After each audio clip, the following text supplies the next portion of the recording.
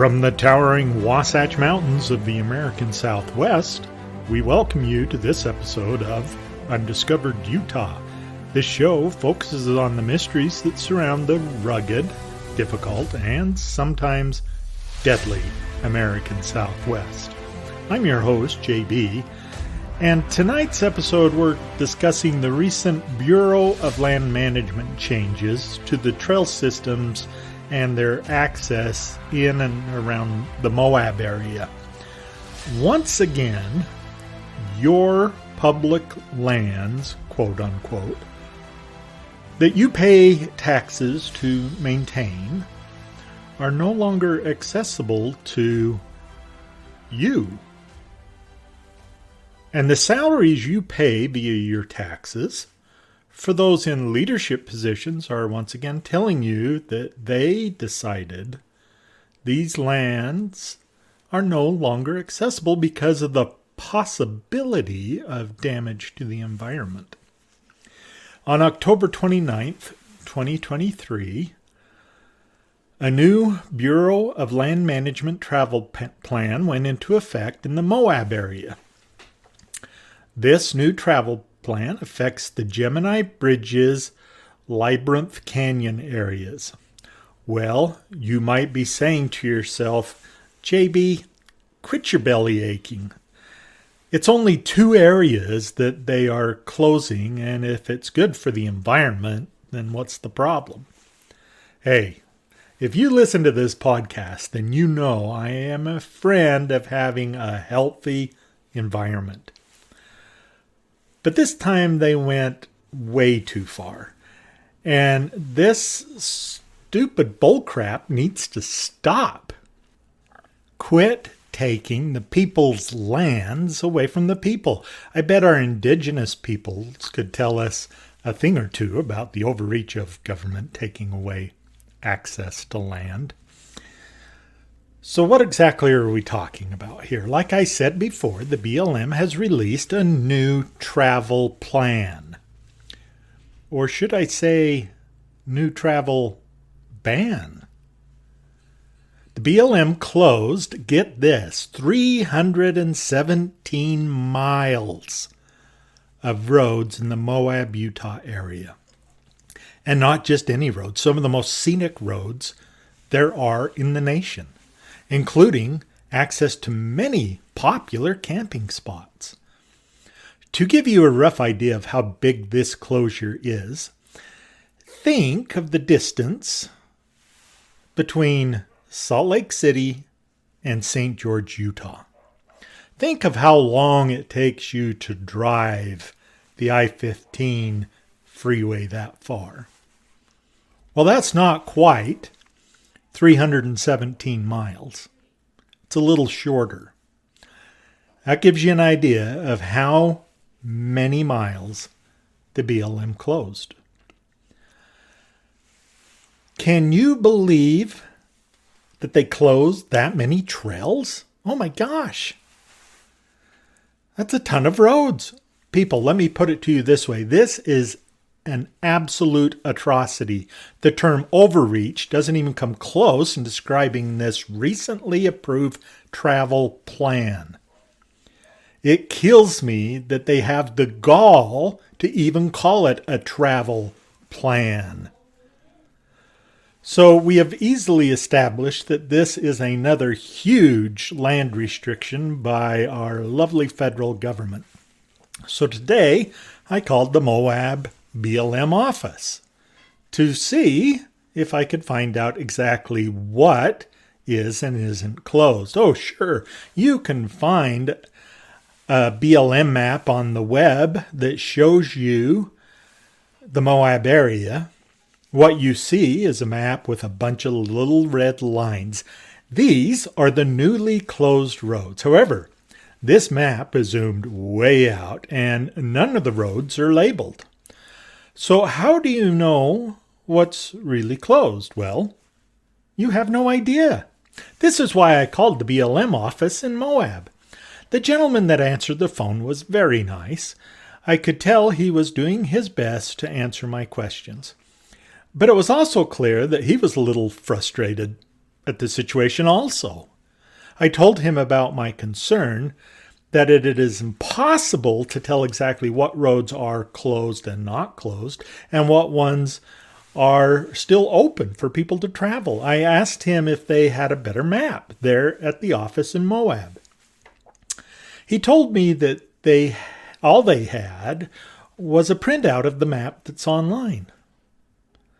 But in an effort to be as helpful as possible, he told me I could ask him if a trail was open or not, and he would try to tell me.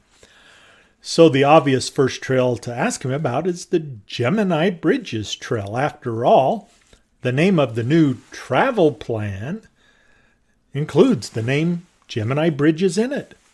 Much to my surprise, he told me, "Oh yeah, that trail's still open." In a Deseret News newspaper article by Kyle Dunphy, it states, and I quote, "Environmental advocates say the potential closure would strike a balance between motorized and non-motorized users while protecting cultural and natural resources." So let's talk about that. Man, who doesn't want to protect our cultural or natural resources? Well, I guess one example would be the idiots that defaced the petroglyphs near Moab last year. Do you remember this story that hit the news? Total scumbags.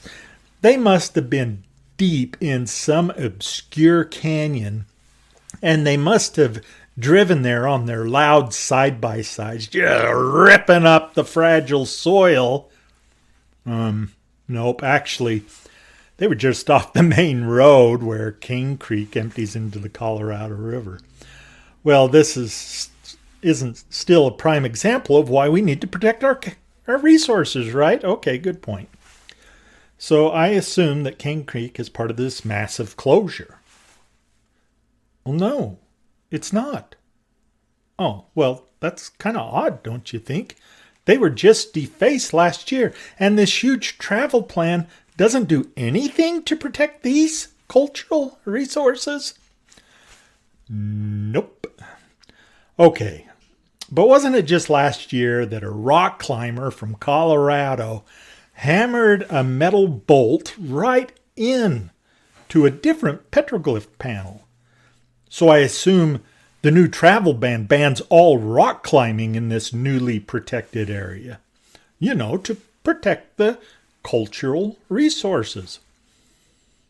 Nope. Are you kidding me? It doesn't even ban the rock climbers? So exactly how much damage has been done by motorized vehicles to these cultural resources? Well, in all actuality, very little, if any. But the environmentalists claim that they could vandalize them. So who are the real vandals in this story? The answer might shock you. In late 2022 and early 2023, stickers started showing up plastered all over the town of Moab. Some might call this display of illegal stickers a form of vandalism. At least the Moab Police Department thought so. It was probably some of those damn ATV riders putting up hell revenge stickers everywhere they wanted to. Well, actually, no. The stickers said things like, "Dead tourists don't rent UTVs." Let me read that one again. "Dead tourists don't rent UTVs." Meaning that if you kill the tourists that come to Moab and rent UTVs, they can't rent them anymore.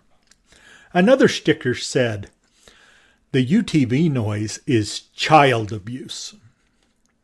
And another sticker, "The UTV noise is rape culture." And the list goes on and on. These stickers were showing up everywhere on businesses, street signs, and other privately owned properties. The one about dead tourists is the one that really concerned the local police. So they started to look into this person. It wasn't long until the culprit was caught red-handed on a surveillance camera. It was estimated that the damage done to the Moab area because of these stupid stickers was over $15,000. So police secured a search warrant to search the person's home. Sure enough, once they entered the person's residence, they found boxes upon boxes of stickers. And yes, they were the exact same stickers that were stuck all around Moab. But that's not all they found. They found a treasure trove of guns and ammunition. Well, wait a minute. This guy's an environmentalist.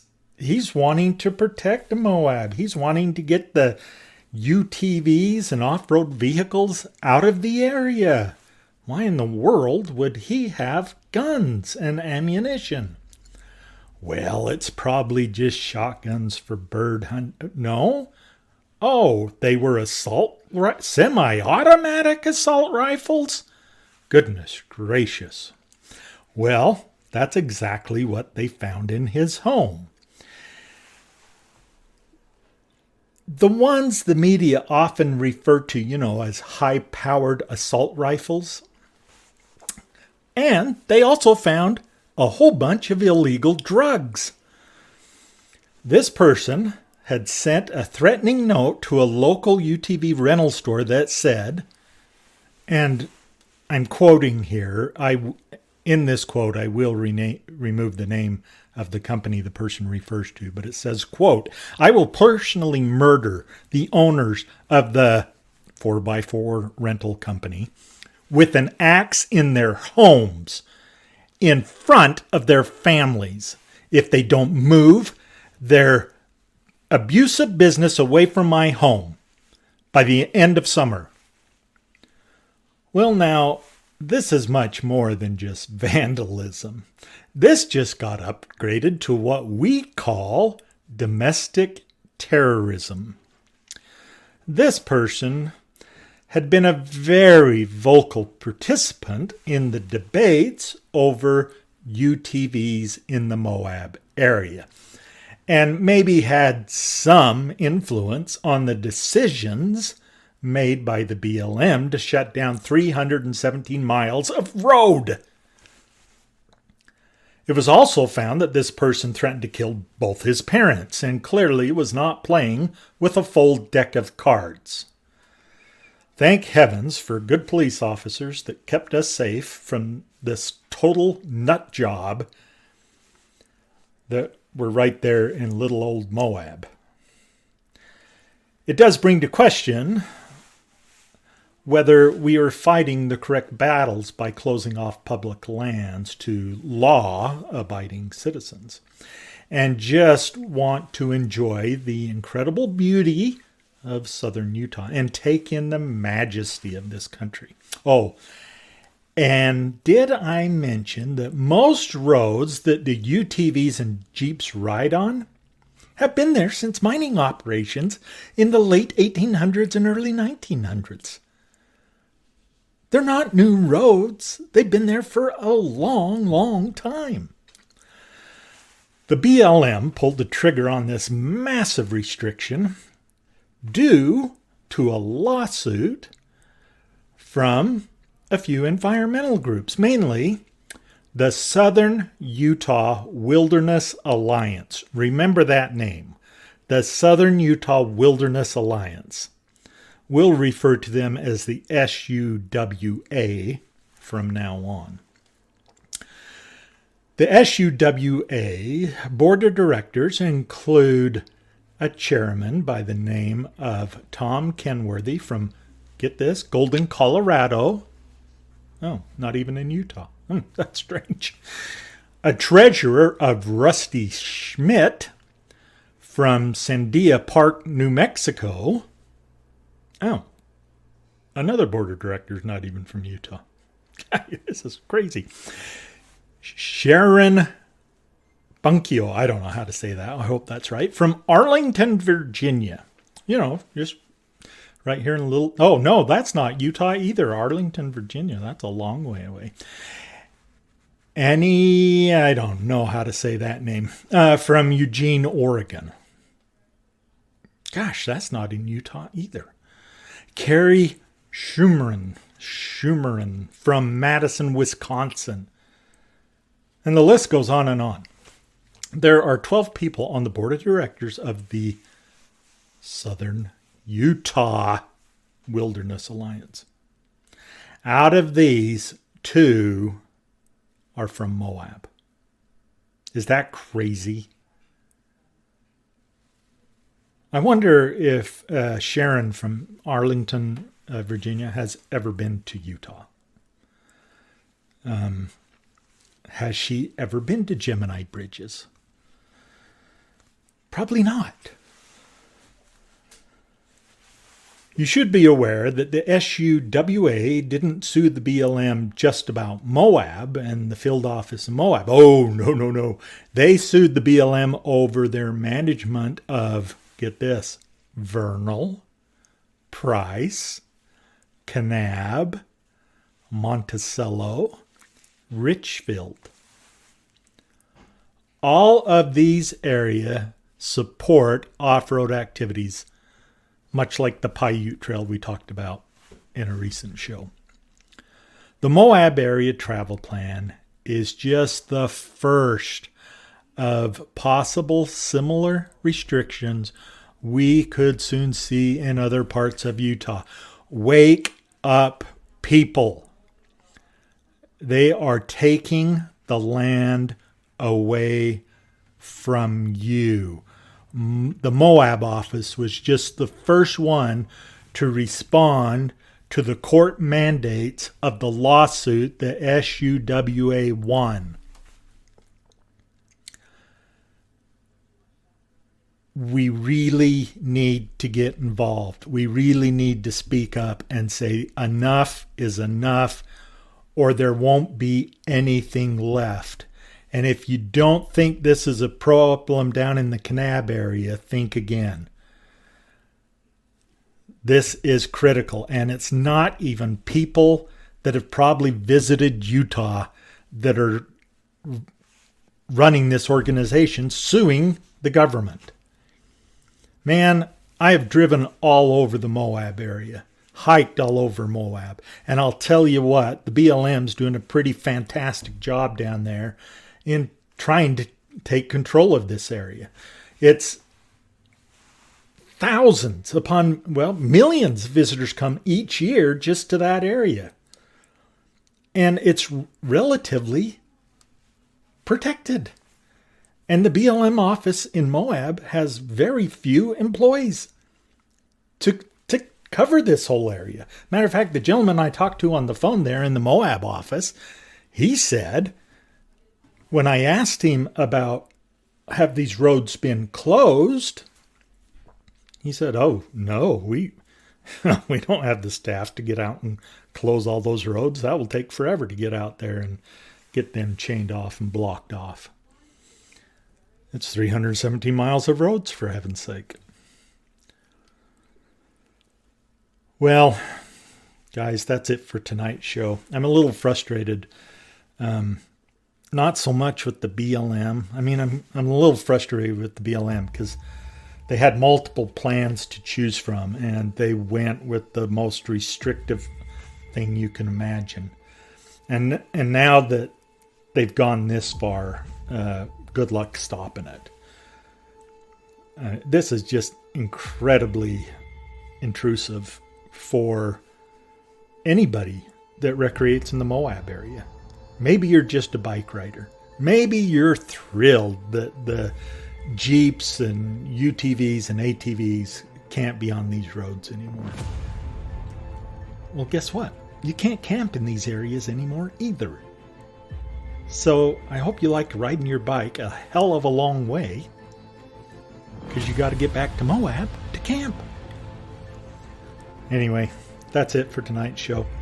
If you want more information, you can email us at info@undiscoveredutah.com. You can find us on the internet at undiscoveredutah.com or on Facebook, YouTube, and Instagram. And follow us. Just search for Undiscovered Utah. I hope you've enjoyed this episode of Undiscovered Utah. Join me next time as I share more about the great Southwest. Good night, everybody.